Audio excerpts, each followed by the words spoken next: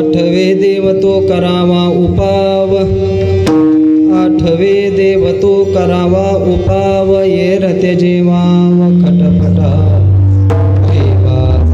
होई बा जागा वावगा कागा शिनशील, जाणीवेच्या भारे भवाची डोई, जाणीवेच्या भारे भवाची डोई, बुडासी तो काही निघसिना, होई बा जागा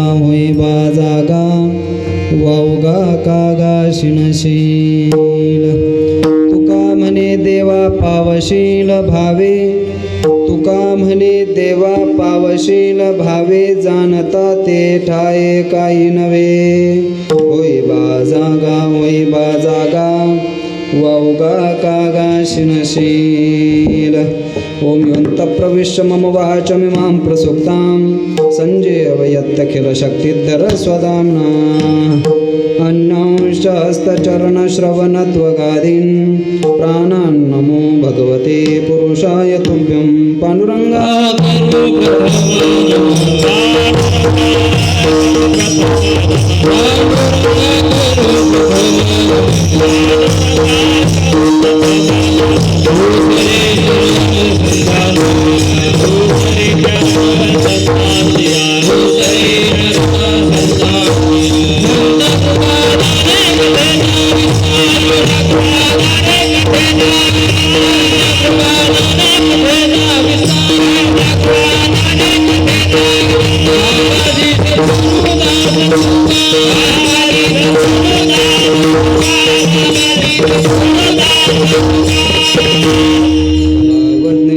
धरार्थावतारं कलङ्कं कतेजोधिकामोदिवक्त्रं खलानिशवादापनोदार्हदक्षं समाधिस्थमूर्तिं भजे ज्ञानदेवं वराहपीडं नटवर्वपुकर्णयो कर्णिकारं बिभ्रद्वास कनककपीशं वैजयन्तीं च मालाः रन्ध्रान् वेणुहृदरसुदया पूरयं गोपवृन्दैर्वृन्दारण्यं सुपदरमणं प्राविशद्गीतकीर्तिः मौलौबद्धजटां स्वल्कपटां संसक्तमूलच्छटाम् अच्छिन्नामरसङ्कटां मकपटां मध्यस्थगोदातटां सीतासन्निकटां सलक्ष्मणभटां वामाङ्गटोनोत्कटां रामाख्यां प्रगटां कृतोटजनटां देवीं भजे टव्यटां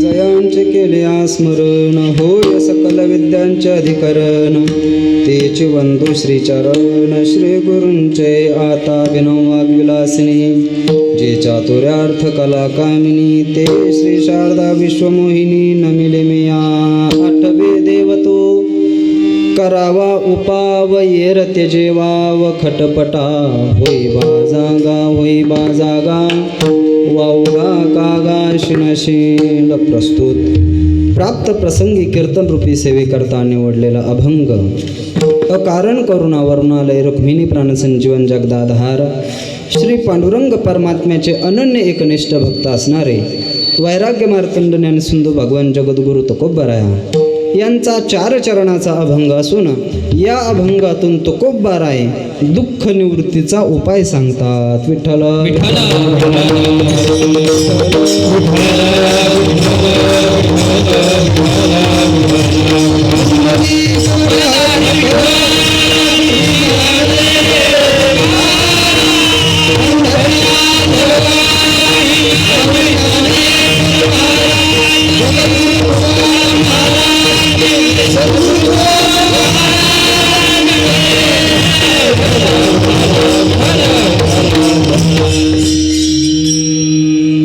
सेवेला प्रारंभ करण्यापूर्वी अल्पसा परिहार. आपल्या या संभाजीनगर पुण्यपावन क्षेत्रामध्ये भूमीमध्ये भगवान श्री विठ्ठल पांडुरंगाच्या दरबारामध्ये चालत असलेला आपला हा अखंड हरिनाम सप्ताह आणि त्या अखंड हरिनाम सप्ताहामध्ये माझ्या वाट्याला आलेली ही 2ऱ्या क्रमांकाची कीर्तनरूपी सेवा ज्यांच्या माध्यमातून या ठिकाणी तुमच्या सर्वांच्या दर्शनाचा योग आला असे आमचे आदरणीय हरिभक्तपरायण विष्णू गुरुजी गव्हाड आणि हरिभक्तपरायण आदरणीय आमचे भगवान बाबा पारे दोघांच्या माध्यमातून या ठिकाणी तुमच्या सर्वांच्या दर्शनाचा योग आला. सेवेला उपस्थित संप्रदायाला फार ज्येष्ठ श्रेष्ठ मोठी मंडळी या ठिकाणी उपस्थित आहेत. सर्वांचा नामोल्लेख करणं माझ्या अल्पबुद्धीला शक्य होणार नाही. दोन्ही बाजूला 2 अतिशय सुंदर असे मृदंगाचार्य आहेत. दोघांच्याही चरणावर दंडवत आहे. आमचे पेटी मास्तर बाबा या ठिकाणी आहे. सुंदर अशी साऊंड सिस्टीम या ठिकाणी आहे.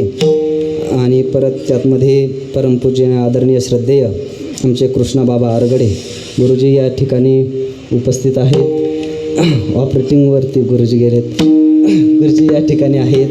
सर्वच महाराज मंडळी आमचे नामोल्लेख मला कोणाचा नावानिशी परिचय नाही. हरिभक्तपारायण आमचे परमस्नेही आमचे संतोष महाराज जाधव ते या ठिकाणी उपस्थित आहेत. आदरणीय परमपूजनीय आमचे पळसकर माऊली ते या ठिकाणी आलेले आहेत.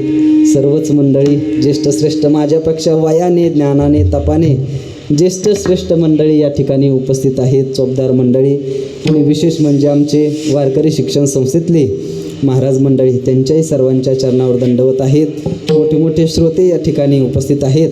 सर्वांच्या चरणी एकदा विनम्र भावाने अभिवादन दंडवत करतो आणि सेवेला प्रारंभ करतो. विठ्ठल विठ्ठल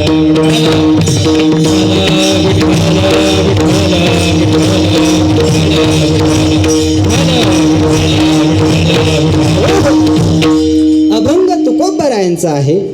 4 चरणाचा अभंग आहे आणि या अभंगातून तुकोबारायांनी आपल्याला दुःख निवृत्तीचा उपाय सांगितलेला आहे.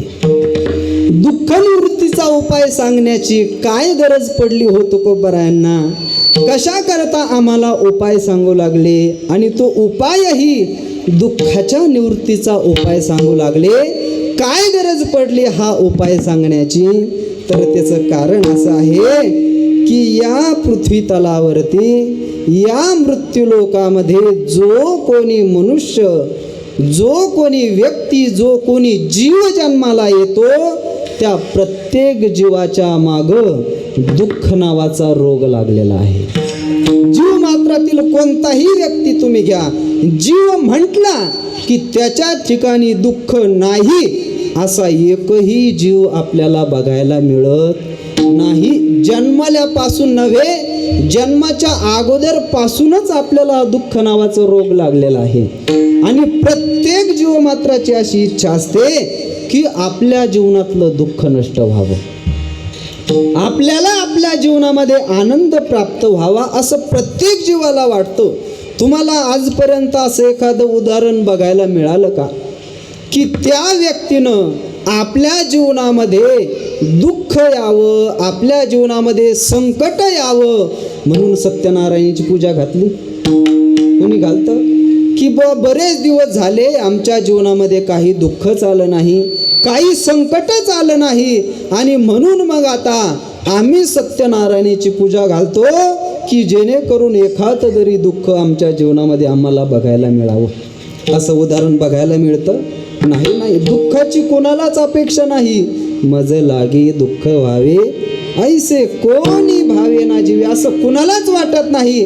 जगाच्या आदी कालापासून एकही उदाहरण आपल्याला बघायला मिळणार नाही की ज्या व्यक्तीला दुःख अपेक्षित आहे. विकल्पाने आपल्याला कुंती मातेचं उदाहरण बघावं लागतं की कुंती मातेनं परमात्म्याकडे मला दुःख दे म्हणून मागितलं. देवा तू आता मला सोडून चाललायस? देवाने विचारलं, आत्या काय हवं आहे तुला?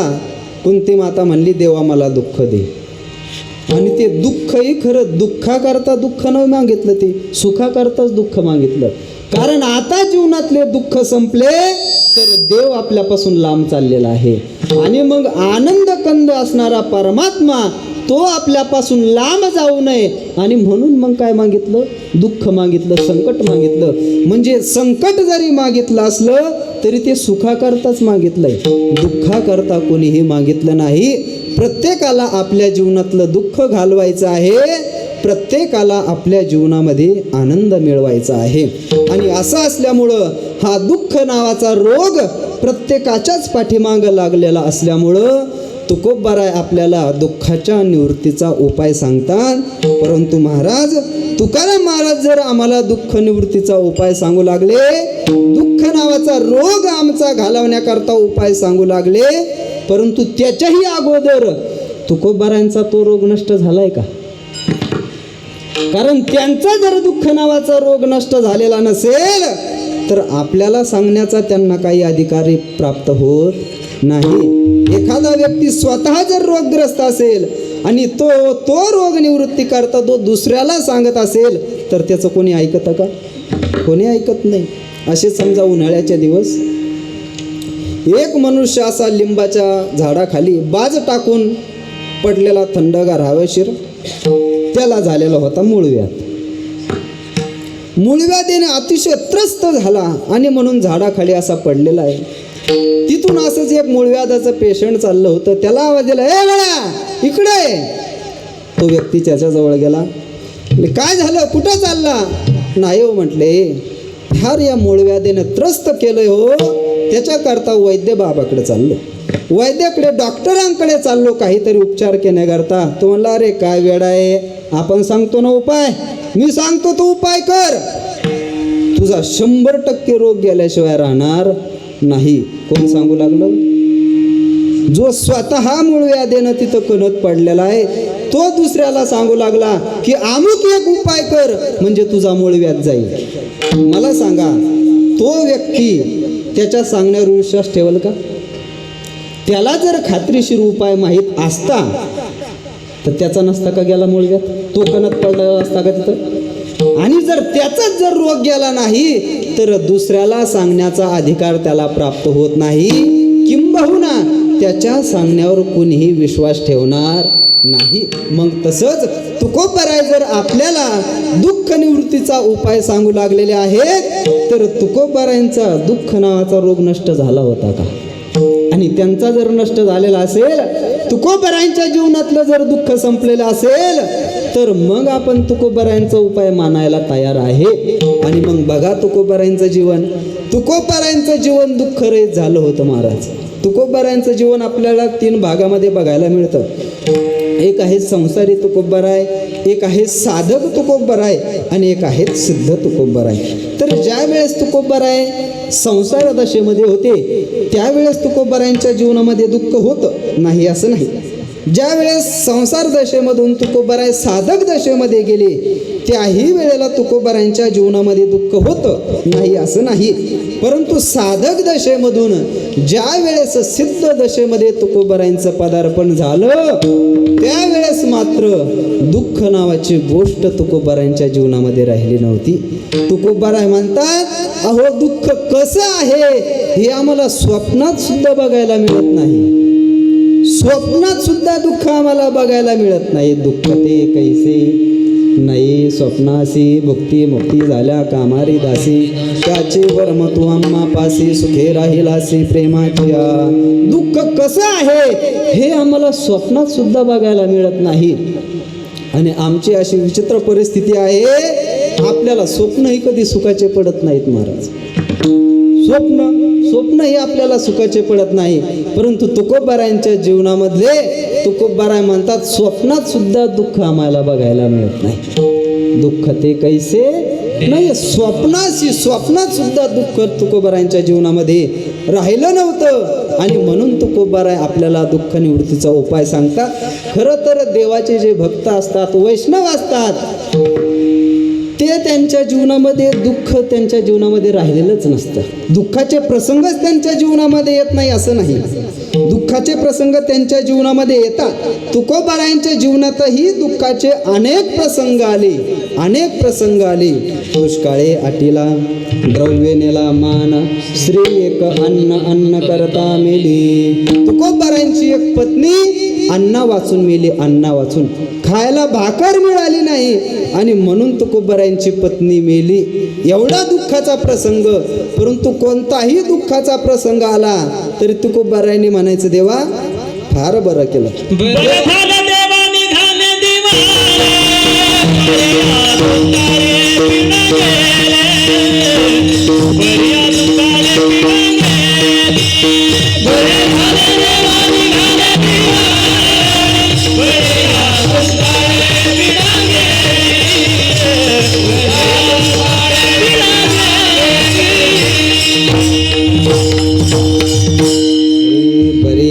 देवा निघाले दिवाळी, बरे या दुष्काळे पीडा केली. देवा दुष्काळ पाडला, माझं दिवाळ्या निघालं, माझा सगळा संसाराचा विध्वंस झाला.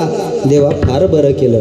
बरे झाले देवा निघाले दिवाळे, बरे झाले देवा बाईल कर्कशा, बरे हे दुर्दशा जनामध्ये. देवा माझी बायको मला फडाफडा बोलती ना, फार बरं केलं. बरे झाले देवा बाईल कर्कशा, बरी हे दुर्दशा जनामध्ये. कोणताही दुःखाचा प्रसंग आला तर त्या दुःखाने देवाचे जे भगवत भक्त आहेत ते भक्त कधीही दुःखी होत नाही.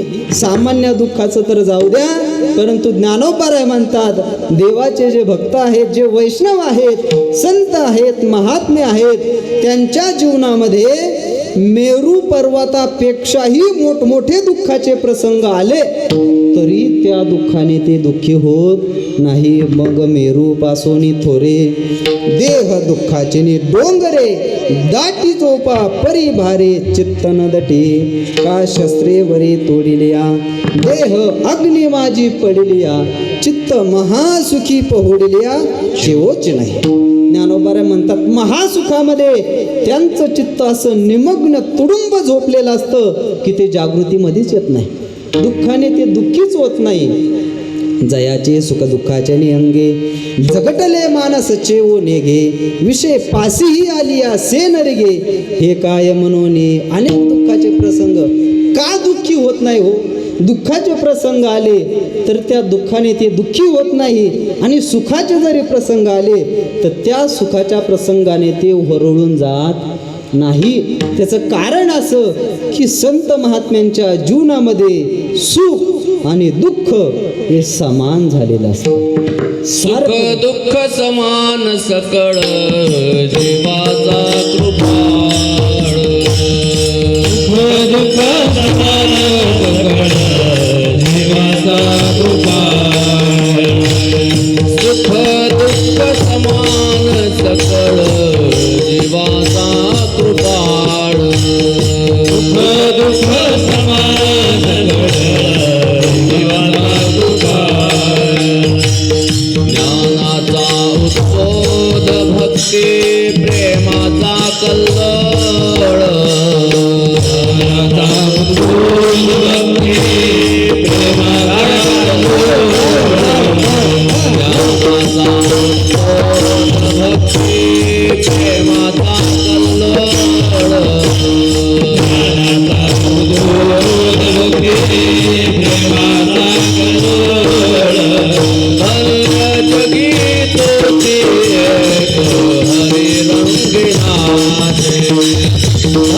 जगी तोची एक हरी रंगनाचे. धन्य जगी तोची एक हरी रंगनाचे. धन्य जगी तोची एक हरी रंगनाचे. धन्य जगी तोची एक हरी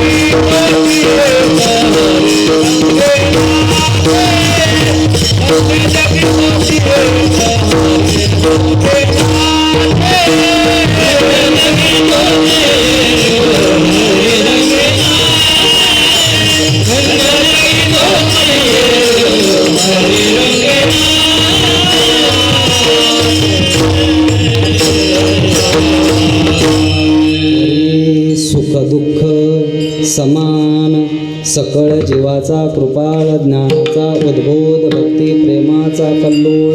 सुख आणि दुःख हे त्यांच्या जीवनामध्ये समान झालेली असतात. समान झालेले असतात. सुख दुःखादी वर्मे का शुभाशुभी कर्मे दोन्ही ऐसे मनोधर्मे नेनिचितो. ज्ञानोबा म्हणतात सुख आणि दुःख हे दोन वेगवेगळे घटक आहे. मनोधर्मे नेणे अशी जाणीवच त्यांच्या मनामध्ये राहिलेली नसती. सुखदुःखे समे कृत्वा लाभा लाभो जया जयो. सुख आणि दुःख हे त्यांच्याकरता समान झालेले असतात, सारखं झालेले असतात. म्हणजे जे द्वंद्व आहे ते द्वंद्वच त्यांच्या जीवनातलं निघून गेलेलं असतं. जिही द्वंद्वाधिक दुरावले. संत महात्म्यांचं वर्णन द्वंद्व त्यांच्या जीवनामध्ये निघून गेलं असतं. मान अपमान सुख दुःख शीत उष्ण चांगलं वाईट अशा प्रकारचं द्वंद्व त्यांच्या जीवनामध्ये राहिलेलं नसतं.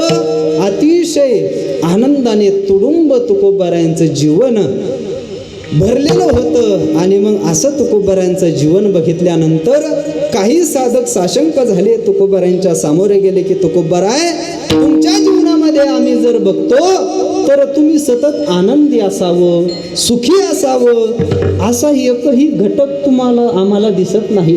परंतु तुमच्या जीवनामध्ये आम्ही बघतो सतत तुम्ही आनंदी आहे. दुःख तुमच्या जीवनामध्ये आम्हाला दिसत नाही. तेव्हा तुकोबाराय हे आमच्या जीवनामधलं दुःख नष्ट करण्याकरता आमच्या जीवनामध्ये आनंद मिळवण्याकरता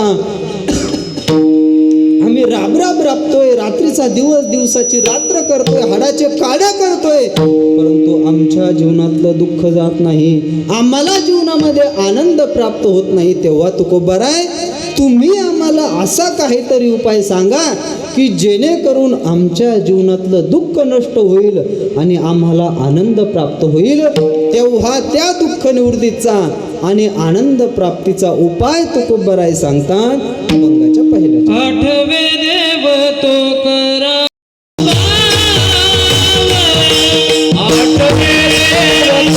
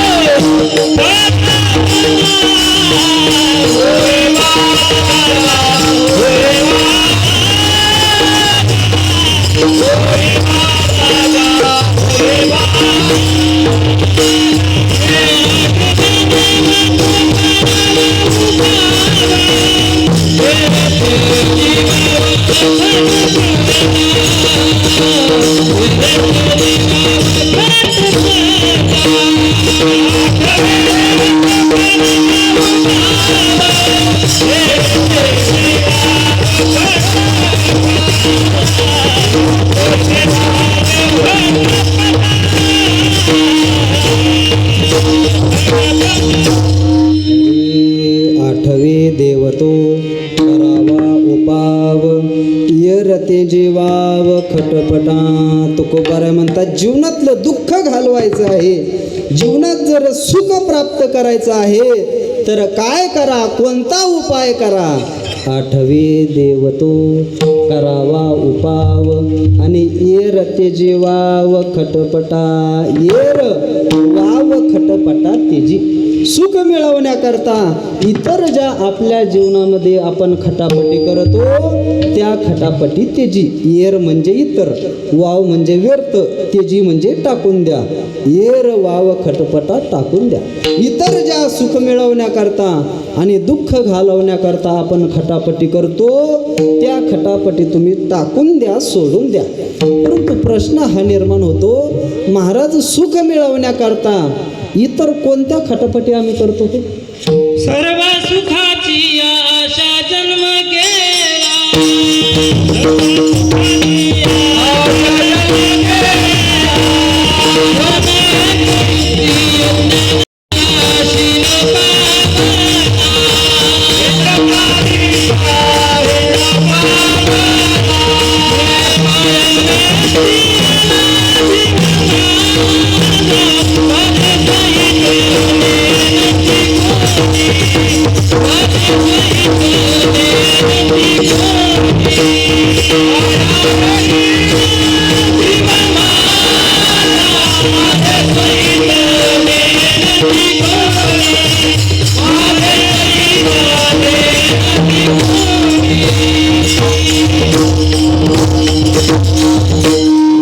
सर्व सुखाच्या आशा जन्म गेला, क्षण एक मुक्ती यत्न नाही केला. हिंडता दिशा शेण पावला, माया वेष्टीला जीव माझा. सर्व सुखाची आशा जन्म गेला. सुख मिळवण्याकरता सुखाच्या आशेनं संपूर्ण जीवन आमचं संपून गेलं, परंतु सुख प्राप्त झालं नाही. परंतु महाराज सुखाकरता आम्ही इतर खटापटी करतो. तुम्ही म्हणता येर ते जीवाव खटपटा. तर येर कोणत्या खटापटी आम्ही करतो सुख मिळवण्याकरता? तर त्याचं एका वाक्यात उत्तर असं आहे, एका वाक्यात उत्तर असं आहे, देवाचा आठव सोडून, देवाचं चिंतन सोडून, देवाचं स्मरण सोडून आपण जे काही करतो त्या सगळ्या व्यर्थ खटापटी. विठ्ठल विठ्ठल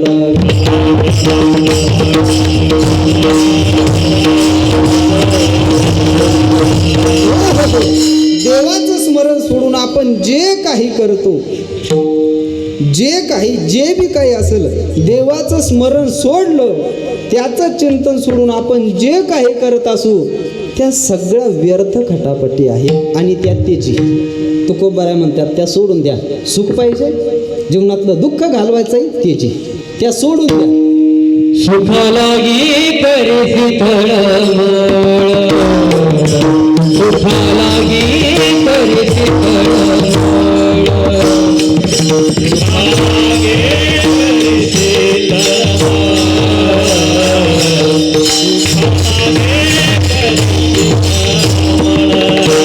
सुखा लागी करीसी तळमळ,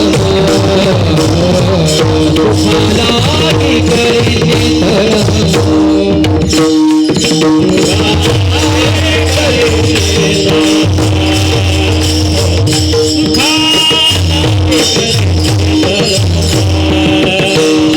हरि तू पंढरीसी जाये तो वेळा, हरि तू पंढरीसी जाये तो वेळा, मग तू अवघाची सुख रूप होसी, मग तू अवघाची सुख रूप होसी. पंढरीसी जाये तो वेळा, पंढरीसी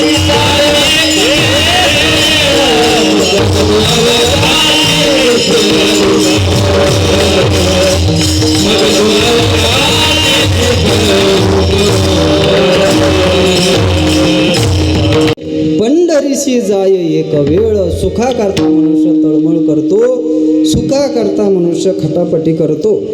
देवाचा आठव सोडून सगळ्या व्यर्थ खटापटी आहेत. परंतु ते सुख मिळवण्याकरता मनुष्य प्रामुख्याने 5 खटापटी करतो. ज्ञानोबाऱ्यांनी सांगितलं 5 प्रकारच्या खटापटी मनुष्य सुख मिळवण्याकरता, समाधान मिळवण्याकरतो.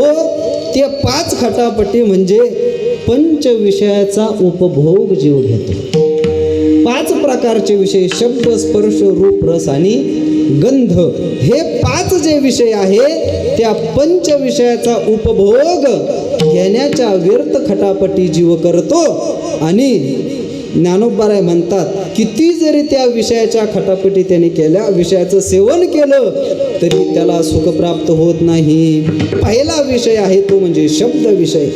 मनुष्य एका विषयाचा खटापट करतो, त्याच्यापासून सुख मिळालं नाही, पुन्हा दुसऱ्या विषयाकडे जातो, पुन्हा दुसऱ्या विषयाकडे जातो, परंतु एकही विषय मनुष्याला सुखी करू शकत नाही.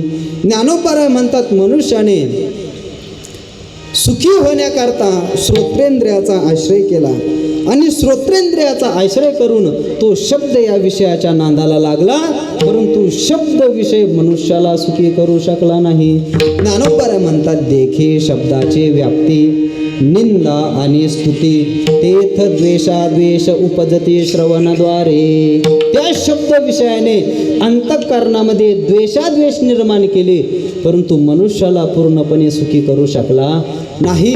पुन्हा मनुष्याने सुखी होण्याकरता त्वगेंद्रियाचा आश्रय केला आणि त्वगेंद्रियाचा आश्रय करून तो स्पर्श या विषयाच्या नादाला लागला, परंतु स्पर्श विषय ही मनुष्याला सुखी करू शकला नाही.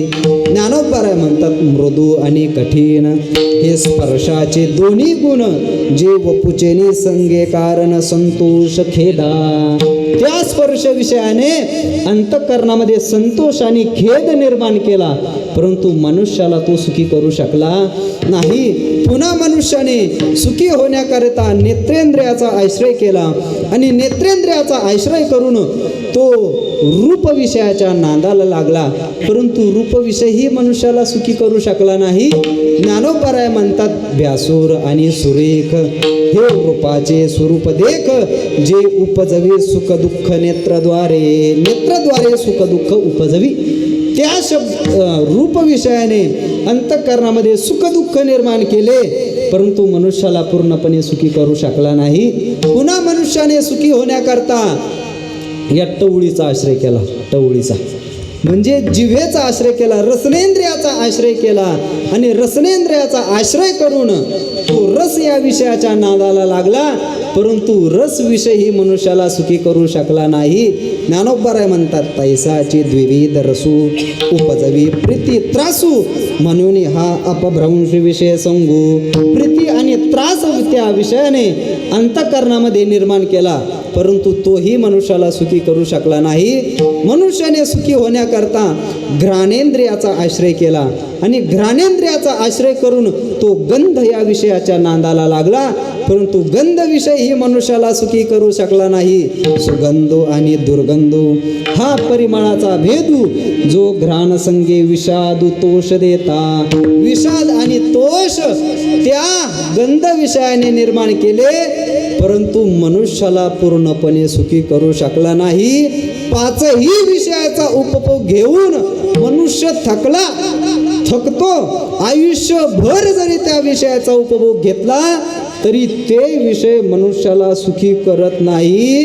ज्ञानोबराय म्हणतात, सुखी करतीलच कस काय करतील? अहो, त्या विषयामध्ये जर सुख असतं तर त्यांनी आपल्याला सुख दिलं असतं, परंतु त्याच्यामध्ये सुखच नाही तर देईल कस काय? विषय भोगी जे सुख ते साध्यंतचे जाण दुःख. एकतर विषयामध्ये सुखच नाही, परंतु सुख जरी मानलं तरी ज्ञानोबराय म्हणतात, ते सुख म्हणजे साध्यंतची जाण दुःख. परी काय की जे मूर्ख न सेविता न सरे. म्हणून विषय सुख आहे, ज्ञानोबराय म्हणतात, विषयी सुख आहे हे बोलण्याची सारखी नव्हे. अरे, विषय आणि सुख हे समीकरण जुळत नाही. म्हणजे विषयाचा किती दिवस जरी आपण आश्रय केला तरी ते विषय सुखी करू शकत नाही, कारण त्याच्यामध्ये सुख नाहीच ना. जर त्याच्यामध्ये सुख असतं तर त्याने आपल्याला सुख दिलं असतं, परंतु त्याच्यामध्ये सुख नाहीच. त्याच्यामुळं कितीही दिवस जरी आपण त्याचा आश्रय केला, किती जरी जन्म आपण त्या विषयाचा आश्रय करून राहिलो तरी ते विषय आपल्याला सुखी करू शकत नाही. आणि म्हणून तुकोबाराय म्हणतात, येर तेजी वाव खटापटा. ज्या व्यर्थ खटापटी आहेत आणि त्या तेजी त्या सोडून द्या. व्यर्थ त्या खटापटी आहेत. मग काय करा सुख मिळवण्याकरता? हो, दुःख घालवण्याकरता काय करायचं? तुकोबाराय म्हणतात, आठवी देवतो करावा उपाव. देवाचा आठव करा, देवाचं चिंतन करा, देवाचं स्मरण करा. देवाचं स्मरण जर तुम्ही केलं, देवाचं चिंतन जर तुम्ही केलं तर तुमच्या जीवनातलं दुःख जाईल. परंतु तुकोबाराय, खरंच जाईल का? हो, तुम्ही म्हणता देवाचं स्मरण करा, देवाचं स्मरण केल्यानंतर दुःख जाईल, तुम्हाला आनंद प्राप्त होईल. परंतु तुकोबाराय, आम्ही तयार आहे, आम्ही सगळ्या खटापटी टाकून देण्याकरता तयार आहे, परंतु देवाचं जर आम्ही चिंतन केलं तर आमच्या जीवनातलं दुःख जाईल का, हे तुम्ही निश्चितपणे आम्हाला सांगा. तुकोबाराय म्हणतात, हो, तुम्ही जर त्या परमात्म्याचं स्मरण चिंतन आठव केला तर तुमच्या जीवनातलं दुःख निश्चितपणे जाईल. मग दुःख जाय.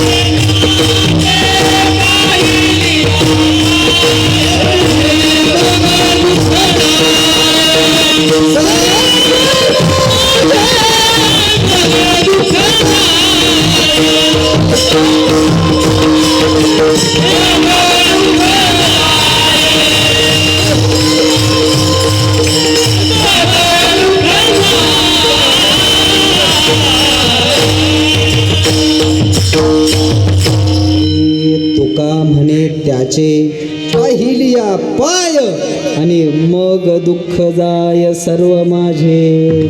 देवाचं जर आपण पाय बघितले म्हणजेच त्याचं जर स्मरण केलं, चिंतन केलं तर काय होतं? मग दुःख जाय सर्व माझे, माझे दुःख जाय आणि सर्व जाय. सर्व जाय, सर्व जन्मीचे दुःख जाय, अनंत जन्मीचे विसरलो दुःख. पाहता तुझे मुख पांडुरंगा, पांडुरंगा तुझे मुख पाहता अनंत जन्मीचे दुःख विसरलो. या जन्मातलं दुःख जाईल, आश्चर्य नाही, नवल नाही. अनंत जन्मातलं दुःख नष्ट होऊन जातं. परंतु त्याच्याकरता आठवी देव, देवाचा आठव करा, देवाचं स्मरण करा, देवाचं चिंतन करा. देवाचं चिंतन केलं की मग आपलं जीवनातलं दुःख जातं, आपल्याला आनंद प्राप्त होतो.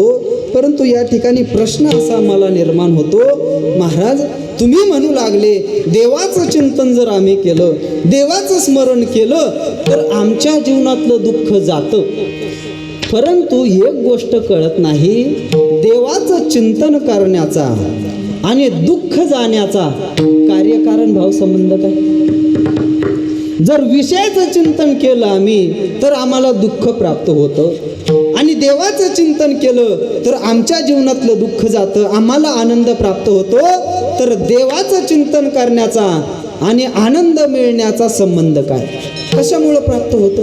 देवाचं चिंतन जर आपण केलं तर कसं काय सुख प्राप्त होतं? कसं काय आपल्या जीवनातलं दुःख जातं? बरोबर आहे की नाही?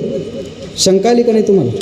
प्रश्न पडला नाही का? शंका लक्षात आली का नाही? आली का नाही शंका? आली का नाही? हा नाही काहीतरी म्हणा ना. म्हणजे मी काय सांगू राहिले मला बी कळायला पाहिजे ना. तुम्हाला कळू राहिलं का नाही? म्हणजे तुम्हाला कळतंच, तुम्ही तसे मोठाले श्रवण करणारे आहेत. देवाचं चिंतन करण्याचा आणि दुःख जाण्याचा काय संबंध? देवाचं चिंतन केल्यावर दुःख जातं, पण कसं काय जातं? उगत जातं म्हणल्यावर जातं, हे जातं, हे जातं म्हणजे कसं काय? सिद्ध करून दाखवा. जर तुम्ही महाराज आम्हाला सिद्ध करून दिलं देवाचं चिंतन केल्यावर आमचं दुःख जातं, तर आम्ही देवाचं चिंतन करायला तयार आहे. तयार आहे का नाही? तुम्हाला जर सिद्ध करून दिलं देवाचं चिंतन केल्यानंतर दुःख जातं, आनंद प्राप्त होतो, तर देवाचं चिंतन करायला तयार आहे का नाही? करणार आहे का नाही? पाठीमागचे तुम्ही नाही करणार का? तुम्हाला काही घेणं नाही का? आमच्यातले नाही का तुम्ही? देवाचं चिंतन केलं तर कसं काय दुःख जातं? तर कसं काय जातं माहिती का? असं काय जातं? असं काय म्हणजे कसं काय? तुकोबबार आहे, आपल्याला कोणाचं चिंतन करायचं सांगतात? देवाचं. बरोबर आहे? देवाचं चिंतन करा. देव म्हणजे कोणता देव? म्हसोबा का? खंडोबा? नाही नाही, पांडुरंग परमात्माच. बरोबर आहे? कारण तुकोबबार आहे पांडुरंगाचे भक्त, पांडुरंगाचं मंदिर आहे. पांडुरंगाचे भक्त चिंतन कोणाचं करायचं सांगतात? देवाचं. पांडुरंगाचं चिंतन करायचं सांगतात. मग त्या चिंतनाचा स्वभाव बघा काय? पांडुरंगाचं काय करायचंय? चिंतन करायचंय.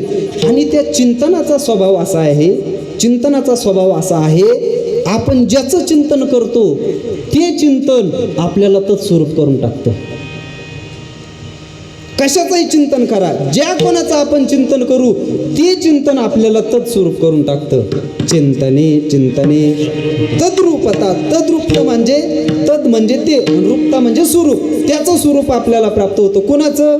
ज्याचं आपण चिंतन करतो त्याचं स्वरूप आपल्याला प्राप्त होतं. मग आता तुकाराम महाराज आपल्याला कुणाचं चिंतन करायचं सांगू लागले? पांडुरंगाचं चिंतन करायचं सांगू लागले. मग आपल्याला पांडुरंगाचे चिंतन कशा करता करायचं? कशा करता? आनंद मिळवण्याकरता, सुख मिळवण्याकरता आणि दुःख घालवण्याकरता देवाचं चिंतन करायचंय. मग देवाचं आपल्याला चिंतन करायचंय, ते चिंतन आपल्याला तत्स्वरूप करून टाकणार आहे. मग तो देव जर आनंद स्वरूप असेल, जर आनंदद्वय नित्य निरामय, आनंदद्वय नित्य निरामय,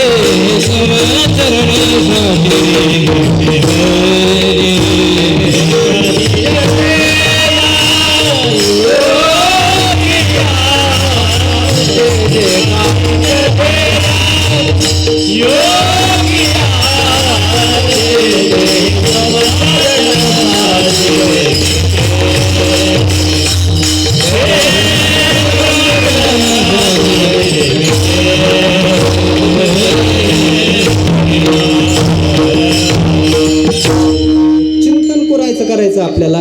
देवाचं चिंतन करायचं. देवाचं चिंतन करायचं सांगतात. मग ज्या देवाचं चिंतन केलं आपण त्या देवस्वरूप होणार आहे. मग सुख मिळवण्याकरता दुःख घालवण्याकरता आपण चिंतन करतोय, तर पहिलं हे बघा, तो देव दुःख स्वरूप आहे का, म्हणजे सुख स्वरूप आहे का? त्या देवाच्या ठिकाणी दुःख नाही का? तो परमात्मा जर सुख स्वरूप असेल तर त्याचं चिंतन केल्यानंतर आपल्याला सुख प्राप्त होणार आहे. मग आहे का तो सुख स्वरूप? आहे, तो आनंद स्वरूप आहे. आनंद अद्वय नित्य निरामय, जे का निज ध्येय योगियांचे किंवा सर्व सुखाचे आगर, बाप रखुमा देवीवर सर्व सुखाचे आगर, जनी म्हणे शारंदर सर्व सुखाचे आगर, म्हणे नरहरी सोनार. देव सर्व सुखाचा आगर आहे. परमात्मा सुख स्वरूप आहे. किंबहुना त्याच्याशिवाय या जगतामध्ये काही सुख स्वरूप नाही. सुखरूप ऐसा तुझा कोण सांगा, माझ्या पांडुरंगा सारे खातो. ज्या देवाचं आपल्याला चिंतन करायचं तुकोबाराय सांगतात, तो देव सुख स्वरूप आहे.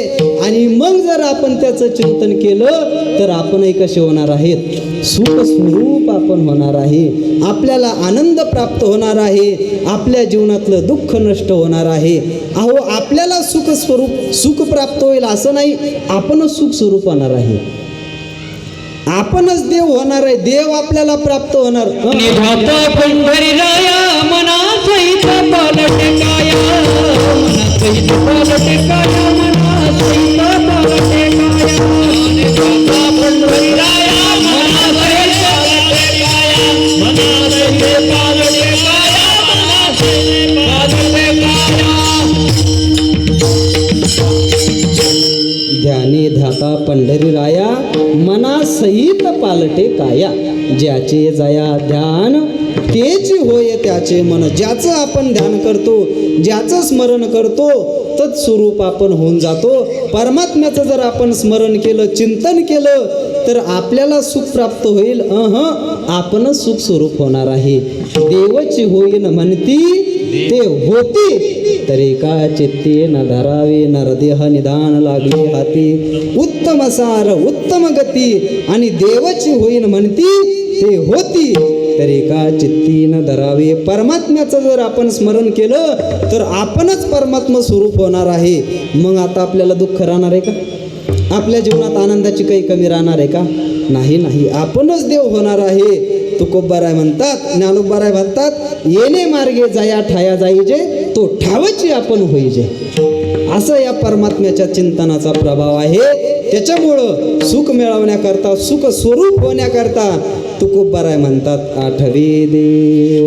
देवाचा आठव करा, देवाचं स्मरण करा, देवाचं चिंतन करा. देवाचं चिंतन केलं तर आपल्याला काय होणार आहे? सुख प्राप्त होणार आहे. आपण देवस्वरूप होणार आहोत. देवाचं पण चिंतन देवाचं करायचं. विषयाचं चिंतन केल्यानंतर आनंद प्राप्त होत नाही. विषयाचं चिंतन केल्यानंतर काय पतन होतं, किती अधोगती आपली होती. परमात्म्याने दुसऱ्या अध्यायामध्ये सांगितलं, ध्यायतो विषयान् पुंसस् संगस्तेषु उपजायते, संगात संजायते काम, कामात क्रोधो विजायते, क्रोधात भवति सम्मोह, सम्मोहात स्मृतिविभ्रम, आणि स्मृतिर्भ्रंशात बुद्धिनाशो, बुद्धिनाशात प्रणश्यति. म्हणजे ध्यायतः पासून तर प्रणश्यतीपर्यंतचा जो प्रवास आहे तो कशाचा आहे? तो कशाचा परिणाम आहे? विषयाचं ध्यान केल्याचा, विषयाचं चिंतन केल्याचं. कारण ध्यायत विषयान पुंस, पुंस विषयान ध्यायते. पुंस म्हणजे पुरुष. विषयान ध्यायते, विषयाचं ध्यान केलं, विषयाचं चिंतन केलं की संगस्तेषु उपजायते, आणि संगात संजयते काम, कामात क्रोधो विजायते, क्रोधात भवति सम्मोह, सम्मोहात स्मृतिविभ्रम, स्मृतिर्भ्रंशात बुद्धिनाश, बुद्धिनाशात रामकृष्ण प्रणश्यती. ज्ञानोबारायने फार सुंदर वर्णन केलं. ज्ञानोबाराय म्हणतात, जरी हृदय विषय स्मरती, तरी निसंगाही आपजे संगती, संगे प्रगटे मूर्ती अभिलाषाची, जेथ कामोपजला तेथ क्रोधो आधीची आला, क्रोधी असे ठेवला सम्मोह झाले, सम्मोह झाले या व्यक्ती, तरुणाशु पावे स्मृती, चंडवा ते ज्योती आहत जैसी का अस्तमानी निशी जैसी सूर्य ते जाते ग्राशी तैसी दशा स्मृती भ्रंशी प्राणियांसी मग अज्ञानंद केवळ तेने आपलं विजय सकळ ते तर बुद्धी होय आकुळ हृदया माझी ऐसा स्मृती भ्रंश घडे मग सर्वात बुद्धी बिघडे ते तू समूळ हे उपडे ज्ञान जात चैतन्याच्या भ्रंशी शरीरा दशा जैसी तैसे पुरुषा बुद्धिनाशी होई देखे म्हणून ऐके अर्जुना जैसा विस्फुल्लिंग लागीन धना मग तो प्रौढ झाली आ त्रिभुवना पुरुष के तैसे विषयाचे ध्यान जरी विपाये वाहे मन विपाय म्हणजे कदाचित जरी आग्रहपूर्वक नाही म्हणले ज्ञानोबराय विषयाचे ध्यान विपाये म्हणजे कदाचित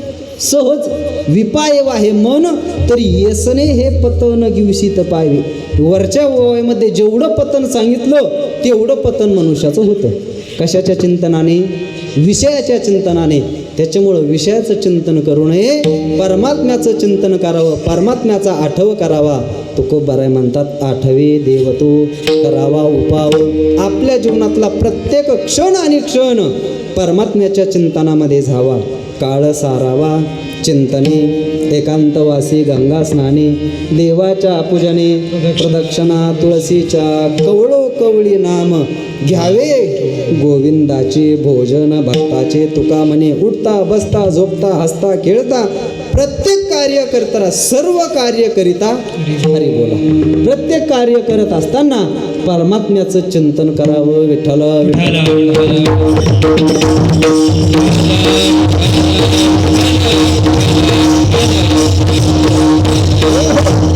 काही करा तुकोबाराय म्हणतात देवाचा आठव करावा आठवे देव तो करावा उपाव देव आठवे तो उपाव करावा देवाचा आठव होईल असं काहीतरी करा काही करा अमुकच करा कीर्तनच करा सप्ताच करा दिंडीलाच जा ठराविक तुकोबाराने साधन सांगितलं नाही काही करा जे करायचं ते करा पण असं काही करा की जे केल्यानंतर देवाचा आठव होईल देवाचं चिंतन होईल आठवे देव तो करावा उपाव तो उपाव करावा की जो उपाय केल्यानंतर देवाचा आठव होईल म्हणजे कोणत्याही निमित्ताने कोणत्या का प्रकाराने होईना देवाचं चिंतन करा देवाचं चिंतन आपण कोणत्याही निमित्ताने केलं कोणत्याही उपायाने केलं तर आपल्याला देवच प्राप्त होतो देवाचं चिंतन करण्याकरता अमुक एक देवाची भक्तीच केली पाहिजे असाही नियम नाही सांगितला साधू संतांनी देवाचं चिंतन करण्याकरता देवाच्या भक्तिभावानेच परमात्म्याचं चिंतन केल्यानंतर देव प्राप्त होतो असाही नियम नाही महाराज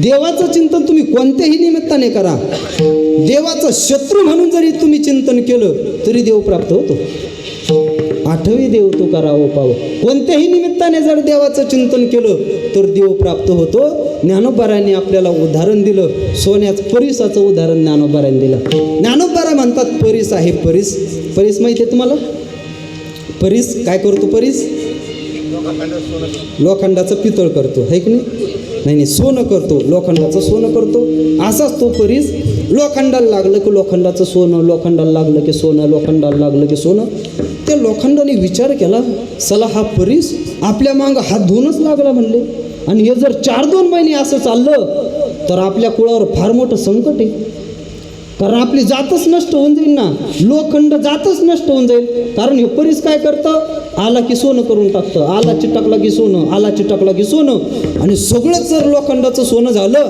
तर आपल्या जातीवर फार मोठं संकट आहे म्हणले त्याच्यामुळं मग त्या लोखंडाने काय ठरवलं तर म्हणलं परीस आपल्या संकटावर आहे का परीसामुळं संकट आलं का या परीसालाच नष्ट करून टाकायचं परीसाला काय करायचं नष्ट करून टाकायचं मारून टाकायचं म्हणले आणि मग लोखंड आलं समोर घन आला घन माहिती घन त्याच्यात हा लवाराकडे राहतो तो एक हातुडी आता महाराजांकडे ती हातुडी टुचूक मारायची त्याला हातुडी म्हणतात एक हातोडा राहतो ते छन्नी हातोडा लाकडं फोडायला झिलप्या काढायला आता गॅस बंद झाला झिलप्या फोडीत असताना तुम्ही ते झिलप्या काढायला तो एक हातोडा राहतो आणि एक घन राहतो तो घन असा नाही हाणता येत त्याला असं बिंगून एक पाय मागं एक पाय पुढं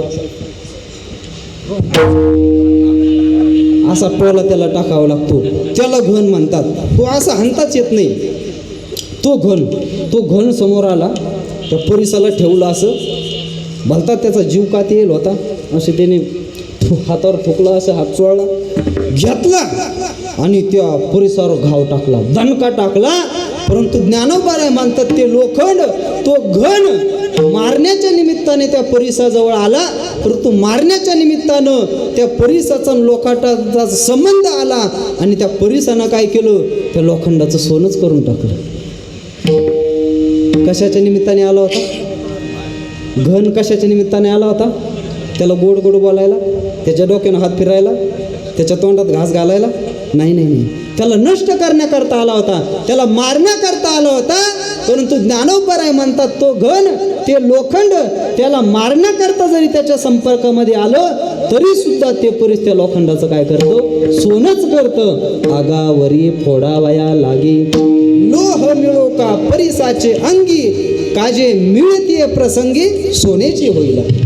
त्यांचा संबंध आला, कोणत्याही निमित्ताने संबंध आला की ते परिस त्या लोखंडाचं काय करतं? सोनं करून टाकतं. तसं ज्ञानोबा म्हणतात या देवाचं चिंतन तुम्ही कोणत्याही निमित्ताने करा, कशाही संबंधाने करा, त्याच्याशी तुमचा संबंध आला की तो तुम्हाला प्राप्त झालाच समजा. ज्ञानोबारांनी उदाहरणे दिले समोर, कुणाला कुणाला कसा कसा प्राप्त झाला. ज्ञानोबा म्हणतात पाहे पा वालबाचिनी व्याजे तिया व्रजांगणाची निजे मज मिनलिया काय माझे स्वरूप नव्हते ना तरी भयाचे निमिषे मातेन पविजेचे काय कंसे की अखंड वैरवशे चद्यादिके अगा सोयरेपणेची पांडवा माझे सायुज्य यादवा की ममत्वे वसुदेवाधिका सकळा नारदा ध्रुवा अक्रूरा शुका हन सनत कुमारा इया भक्ती मी धनुर्धरा प्राप्यू जैसा. ज्ञानोबा म्हणतात नारदा ध्रुवा अक्रूरा शुका आणि सनत कुमारा या भक्ती मी धनुर्धरा प्राप्यू जायसा. म्हणजे यांना भक्ती करून मी जसा प्राप्त झालो तैसाची गोपिकांशी कामी. यांना जसा प्राप्त झालो तसाच गोपींना प्राप्त झालो. कशाच्या निमित्ताने चिंतन केलं? कामभावाने गोपींनी देवाचं चिंतन केलं. तैसाची गोपिकांशी कामी तया कंसा भय संभ्रमे. कंसाने कोणत्या निमित्ताने देवाचं चिंतन केलं? देव माझा भासा आहे म्हणून, माझा भक्त आहे म्हणून? नाही नाही, माझा वैरी आहे. वैऱ्याच्या भावानं कंसाने चिंतन केलं त्या आणि तरी सुद्धा त्याला देव प्राप्त झाला. ना तरी कंसा भय संभ्रे येरा घातका मनोधर्मे शिशुपाला दिका. शिशुपाळाने कशाच्या निमित्ताने माझा घातकी आहे, मला ज्या पोरीशी लग्न करायचं होतं ती यांनी पळून नेली, रुक्मिणी देवाने पळून नेली ती ना, त्या शिशुपाळाला लग्न करायचं होतं त्याच्या संग. माझा आत्मघाती आहे, विश्वासघाती आहे आणि घातकी म्हणून त्याने देवाचं चिंतन केलं तरी सुद्धा देव त्याला प्राप्त झाला. ज्ञानोबा म्हणतात आगामी एकुलानीचे खागे मज येवपा भलते निमार्गे भक्ती का विषये विरागे अथवा वैरे. वैराच्या निमित्ताने जरी माझं चिंतन केलं तरी मी त्याला प्राप्त होतो. तरी परमात्मा सायुज्य मोक्ष त्याला प्राप्त करून देतो. पुतना कशा करता आली होती? दूध पाजायला नाही नाही, विष पाजायला आली होती. विष तरी सुद्धा सनकादिकांना जो मोक्ष दिला तोच मोक्ष त्या पुतनेला परमात्म्याने दिला. काय तो सनकादिकाचे निमाने सायुज्य सौर सुदिदला पुतने कोण पुतना जे विषाचनी स्तनपाने मारवाने. आणि शिशुपाळ सुद्धा आगा राजसोई यागाच्या सभासदी देखता त्रिभुवनीचे मादी कैसा शतधार दुर्वाक्य शब्दी निस्तेज लाशी ऐशिया अपराध या शिशुपाळा तुवा आपण पेठाव दिदला गोपाळा. पुत्रा आळविता आजामेळा आपण पे देसी जेने उरी हानितल्या पांपरा तयाचा चरणू हसी दातारा आझोनी वैर्याच्या कलेवरा विसंबसिना तू ते आराधन ऐके होती पुंसा बोलावित कौतुके ती वैकुंठ तू आगनिके सुरवाडू केला. ती वेशागनिका त्या पोपटाला बोलत होती राघव राघव राघव. पोपटाला राघव राघव म्हणत होती. या राघवला वाटलं मलाच म्हणती, आला आणि गेला वैकुंठाला घेऊन. ते वैकुंठ तुवा गणिके सुरवाडू केला. एवढा परमात्मा आहे, उदार आहे. म्हणजे त्या परमात्म्याचं कोणत्याही निमित्ताने तुम्ही चिंतन करा, तो परमात्मा आपलं स्वरूप त्या भक्ताला प्रदान करतो. कोणत्याही आणि त्याचं चिंतन करण्याकरता, त्याच्याशी संबंध जोडण्याकरता अमुक एक कुळामध्ये अमुक एक जातीमध्ये जन्म घ्यावा असंही नाही. ब्राह्मणाच्याच कुळात जन्म झाला पाहिजे, मराठ्याच्याच कुळात जन्म झाला पाहिजे, माळ्याच्याच कुळामध्ये जन्म झाला पाहिजे. ज्ञानोबा म्हणतात भलतिया जाती जन्मावी, कोणत्याही जातीमध्ये जन्म घ्यावा आणि त्याची भक्तीच करावी हाही नियम नाही. भलतिया जाती जन्मावे मग भजिजे का विरोधावे, त्याचा विरोध केला तरी चालतो. परी भक्त का वैरिया व्हावे माझी याची. भक्त व्हायचं असलं तरी माझंच व्हा आणि वैरी व्हायचं असलं तर माझंच व्हा, काही व्हा. भक्त होणं तुम्हाला शक्य नाही ना, नका हो भक्त, वैरी व्हा पण माझा व्हा. भावाचा नाही, शेजाऱ्याचा नाही, दुसऱ्याचं नाही व्हायचं, काही व्हायचं पण त्याचंच व्हायचं. कट्टर व्हायचं पुन्हा थातुरमातुर त्याला चालत नाही, थातुरमातुर चालत नाही. कंस थातुरमातुर वैरी होता का? नाही नाही, कपटी एकदम असा बलवान कट्टर व्हावं लागतं, कट्टर. माझा भक्त व्हा, नाही भक्त होत ना, नाही ना शक्य, वैरी व्हा पण माझा व्हा. माझेपणाचा संबंध जोडा, कोणत्याही निमित्ताने माझापणाचा संबंध जोडा. ज्ञानोबा म्हणतात आगा कवने एके बोले, माझेपण जरी झाले तरी मी होणे आले हाताने रोते. कोणत्याही निमित्ताने देवाचं चिंतन केलं तर देव आपल्याला प्राप्त होतो. म्हणून तुकोबाराय म्हणतात आठवे देव तो करावा उपाव, देव आठवे तो उपाव करावा. म्हणजे कोणत्याही निमित्ताने का होईना देवाचं चिंतन तुम्ही केलं तर देव तुम्हाला आपलं स्वरूप प्रदान करतो. विठ्ठल विठ्ठल.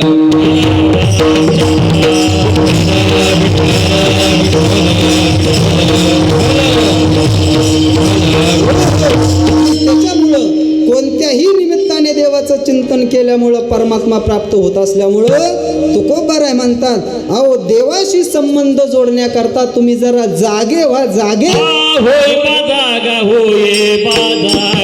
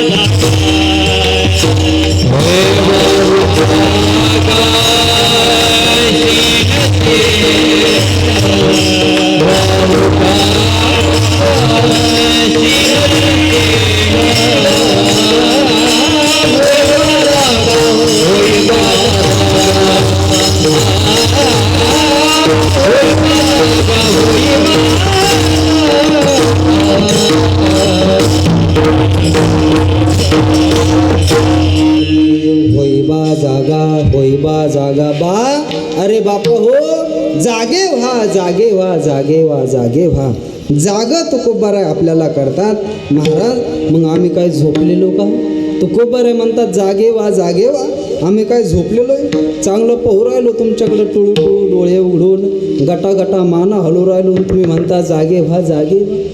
तर जागा तुकोबाराय आपल्याला करतात. 2 वेळेस जाग व्हा, जाग व्हा. तुकोबाराय म्हणतात होई बा जागा, होई बा जागा, वावगा कागा शिनशील जागा हो.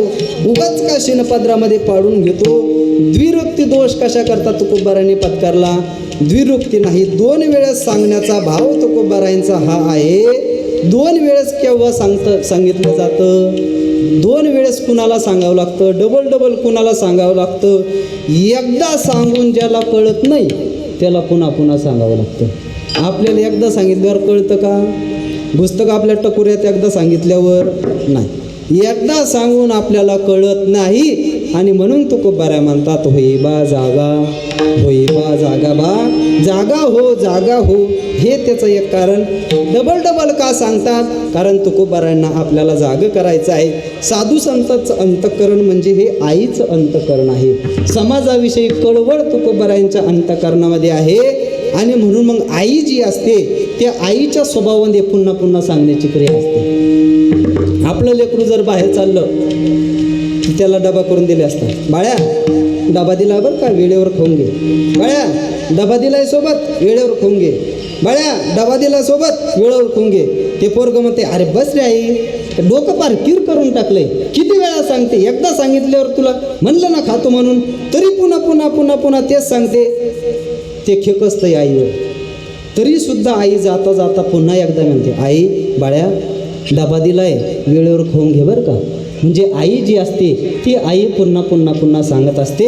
तसं तुकोबारायांचं अंतःकरण म्हणजे हे आईचं अंतःकरण आहे. समाजाविषयी कळवळ तुकोबारायांच्या अंतःकरणामध्ये आहे. आणि म्हणून तुकोबाराय दोनता सांगतात होईबा जागा, होईबा जागा. हे एक कारण. अजून एक कारण असं की तुकोबाराय आपल्याला कर्तव्य जागृती देतात आणि स्वरूप जागृती देतात. दोन प्रकारच्या जागृती दिल्या आणि त्याच्यामुळं होईबा जागा, कर्तव्य जागृती, होईबा जागा, स्वरूप जागृती, दोन प्रकारच्या जागृती देतात. तसं साधू संतांचं काम हे जाग करण्याचं कामच आहे. साधू संतांनी अनेक ठिकाणी अनेक प्रमाण आपल्याला बघायला मिळतील की आपल्याला जाग केलेले, आपल्याला जाग केलं, देवाला सुद्धा जाग केलं. सकाळी उठा पांडुरंगा, आता दर्शन द्या सकाळा, झाला अरुणोदय, सरली निद्रेची वेळा. किंवा उठा पांडुरंगा, प्रभात समयो पातला, वैष्णवांचा मेळा गरुडा पारी दाटला. अनेक ठिकाणी जाग केलेलं. उठा उठा प्रभात झाली, चिंता श्री विठ्ठल माऊली आपल्याला जाग करतात. उठा जागे भारी आता, स्मरण करा पंढरीनाथा, भावी चरणी ठेवा माता, चुकवी व्यथा जन्माच्या. उठा जागे व्हा, लवकर उठा, लवकर जागे व्हा. आणि जाग होऊन काय करा, सगळे उठायच्या अगोदर आपलं अंगण झाडून पुंज शेजारच्या अंगणामध्ये लावून द्या. असं नाही, असं नाही. उठा जागे व्हारे आता आणि जाग होऊन काय करा, स्मरण करा पंढरीनाथा, पंढरीनाथाचं स्मरण करा. भावी चरणी ठेवा माथा, कवी व्यथा जन्माच्या. आता जागा रे भाई जागा चोर. जगजोगी जगजोगी जागे जागे बोलती, जगजोगी जगजोगी जागे जागे बोलती, जगजोगी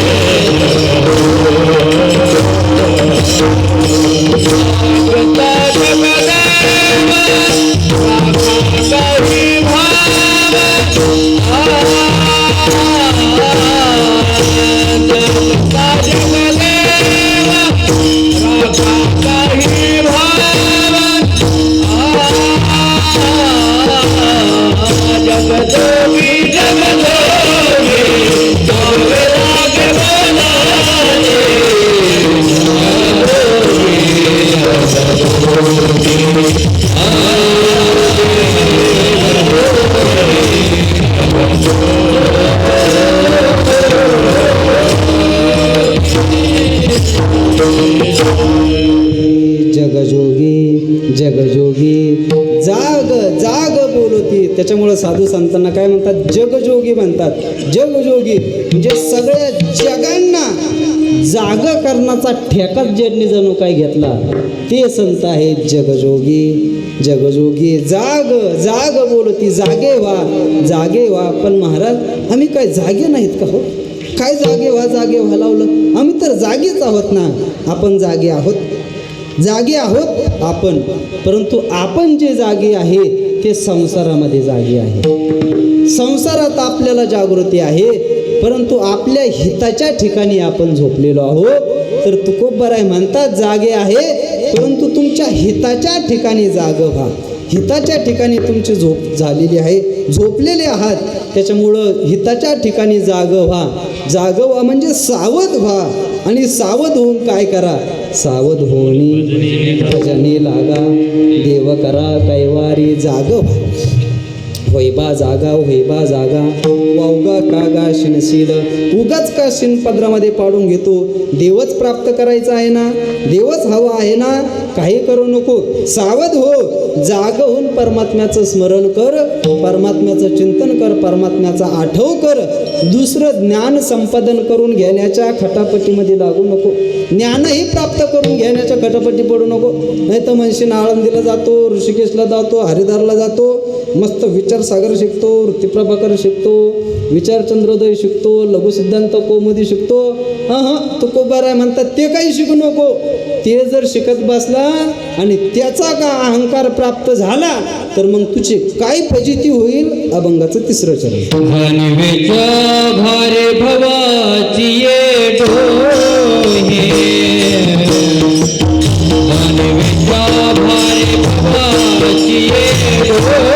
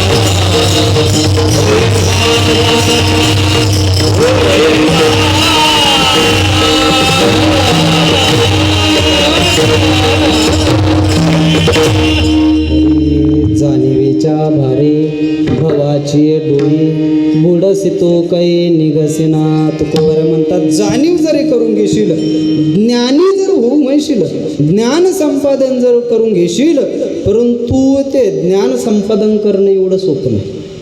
कारण ज्ञान झालं की त्या ज्ञानाचा पुन्हा अहंकार होतो, आणि त्या ज्ञानाचा अहंकार झाला की तो कुठं बसतो? मानगुटीवर बसतो. आणि मानगुटीवर बसून काय करतो? नरड धरतो. नरड नवल अहंकाराचे गोठे, विशेष न लगे अज्ञाना पाठी, आणि सज्ञानाच्या झोंबे कंठी, नाना संकटे नाचवी. त्याच्यामुळं तुकोबाराय म्हणतात जाणीवेच्या भारे. जाणीवेच्या भारे म्हणजे ज्ञानाचा अहंकार.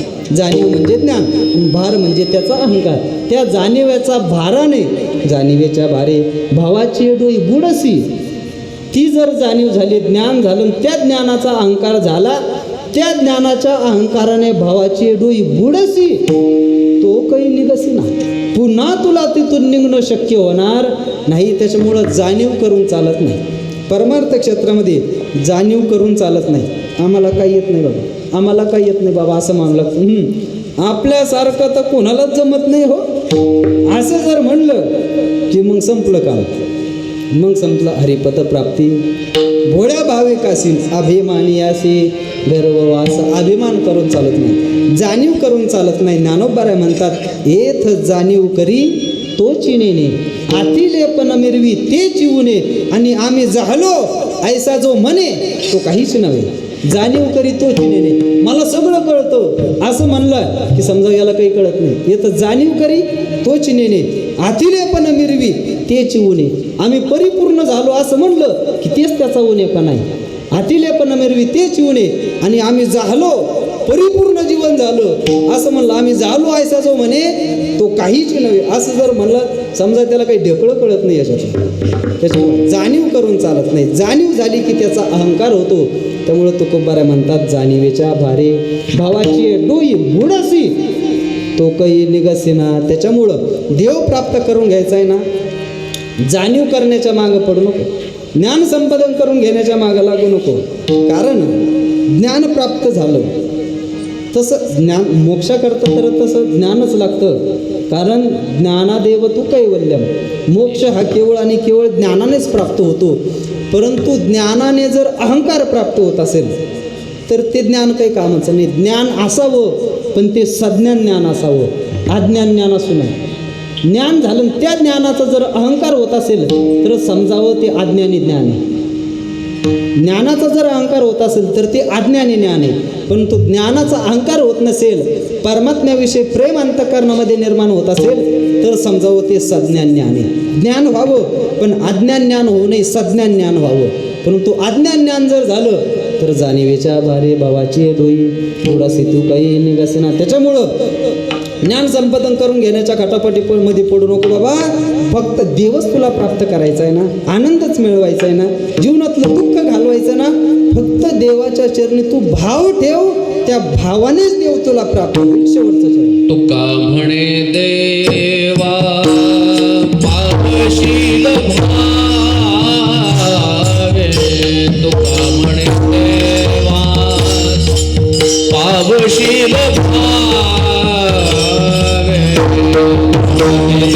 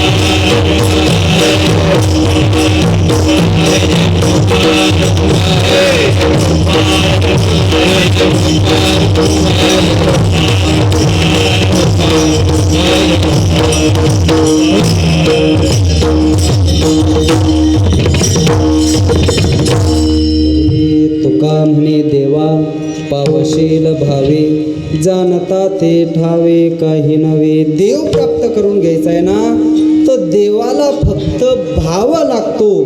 भावाशिवाय त्याला काही लागत नाही. केवळ आणि केवळ भावाने फक्त देव प्राप्त होतो. तुका म्हणे देवा पावशील भावे आणि जाणता ते ठावे काही नाही. जाणता होशील तर मग काय होईल मला काही ठाऊक नाही बुवा. जाणता ते ठावे काही नाही, मग तुझं काय होईल मला माहीत नाही. पण देव पाहिजे ना, भाव ठेव, प्राप्त होईल. तुका म्हणे देवा पावशील भावे. भाव फक्त देवाला लागतो. देवाला दुसरं काही लागत नाही. भावाने तुम्ही देवाला काही जरी अर्पण केलं तर परमात्मा त्याचा स्वीकार करतो. पत्रम पुष्पम फलम तोयम यो मे भक्त्या. भक्तीनं दिलं, भावाने दिलं तर चालतं. यो मे भक्त्या प्रयशती तदहम भक्तो परुत मश्नामी प्रयतात्मन. मग निस्सीम भाव उल्हासे. भाव पाहिजे पण निस्सीम भाव पाहिजे. मग निस्सीम भाव उल्हासे मज अर्पावायाचे निमिषे. फळ एकावडे तैसे भलतयाचे हो. बघतो माझ्याकडे दावे, मग मी दोन्ही हात ओढवी. देवून पीडिता सेवे आदरसी. हे असो कायसी फुले. फळच असलं पाहिजे असं काही नाही. फूल असलं तरी चालतं, फूल नसलं तरी चालतं. हे असो कायसी फुले पानाची एक आवड ते झाले. आणि ते साजूकही न हो सुकले भलं तैसे. पान फक्त एक असलं तरी चालतं, ते पान तुळशीचंच असलं पाहिजे, बेलाचंच असलं पाहिजे असाही नियम नाही. ते पान ताजं टवटवीत असलं पाहिजे असाही नियम नाही. ते साजूकही न हो सुकले पुन्हा भलं तैसे. कशाचं असलं तरी चालतं, धोत्र्याचं असलं तरी चालतं, इंग्रजाचं असलं तरी चालतं, कशाचंही असलं तरी चालतं. परंतु भक्तीने परमात्म्याला जर ते आपण अर्पण केलं तर देवाला काय आनंद होतो, काय आनंद होतो, किती आनंद होतो. ज्ञानोबाराय म्हणतात, मग गरुडासारखी वाहने मज सुर तरुणचे उद्याने, कामधेनुचे गोधने अर्पली तेने. अमृता होणे सुरसे बोनी ओगरिले बहु असे, ऐसा भक्ताचे उदकलेशे परितोषे का. पान बी असलं पाहिजे असं काही नाही, पाणी असलं तरी चालतं. नुसतं पाणी म्हणजे माठ भरच हंड भरच असलं पाहिजे असंही नाही, थेंबर असलं तरी चालतं. ऐसा भक्ताचे उदक लेशे म्हणजे पाण्याच्या एका थेंबाने सुद्धा संतुष्ट होतो. किती संतुष्ट होतो, एवढा संतुष्ट होतो. कर्पूर चंदना गरू ऐशा सुगंधाचा महामेरू, मज हातीवा लाविला दिन करू दीपमाळे. एवढा देवाला आनंद होतो. परंतु कसं, भावाने जर भक्तीने भक्तिभावाने जर त्याला अर्पण केलं तर देवाला ते प्राप्त होतं. कारण आम्ही भावाचे पाहुणे भलते. दुसरं आम्हाला काही लागत नाही. येर पत्र पुष्प फळ हे भजावय आम्हीच केवळ, वाचूनी आमचा लाग निष्कळ भक्ती तत्व. भाव फक्त देवाला लागतो. भावाने अर्पण केलं की देव आपल्याला प्राप्त होतो. कारण काही न लगे एक भावाचे कारण तुका म्हणे आन विठोबाची. त्यामुळं तुकोबाराय म्हणतात, तुका म्हणे देवा पावशील भावे, जाणता ते ठावे काही नव्हे. फक्त भाव ठेवा आणि भाव ठेवून काय करा, आठवे देव तो करावा उपाव आणि येर ते जीवाव खटपटा यथामती आता अवकाश. चिंतन करण्याचा प्रयत्न केला, जे काही बरोबर असेल ते श्री गुरु गाथामूर्ती बाबांचं आहे. जे काही चुकीचं असेल ते माझ्या बुद्धीचे दोष समजून माझे मला परत करावे. बोलण्याच्या ओघामध्ये वेडावाकडा शब्द गेला असेल, एखादा शब्द एखाद्याच्या उर्मी लागला असेल तर आईवडिलाचं अंतकरण करून क्षमा करावी. सेवेला उपस्थित सर्व संप्रदाय थोर मंडळी या ठिकाणी उपस्थित आहेत. इकडून आमचे संस्थेचे महाराज मंडळी आहेत, बाबा आहेत, इकडून मोठमोठे श्रद्धे आदरणीय पूजनीय श्रद्धेय मंडळी आहे. सर्वांच्या चरणी दंडवत करतो. झालेली सेवा प्रभू पांडुरंग परमात्म्याच्या चरणी श्री गुरु गाथामूर्ती बाबांच्या चरणी समर्पित करतो. आणि याच ठिकाणी वाणीला विराम देतो. तरी न्यूनते पुरते अधिकते सरते करून घ्यावे तुमते विनवित्वसे. ज्ञानेश्वर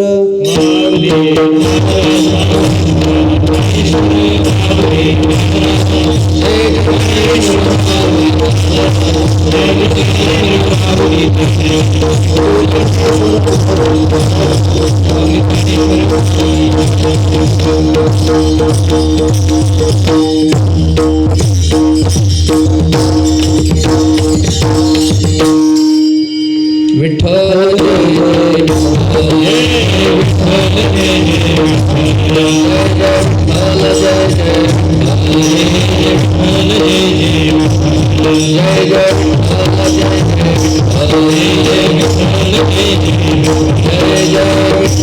जय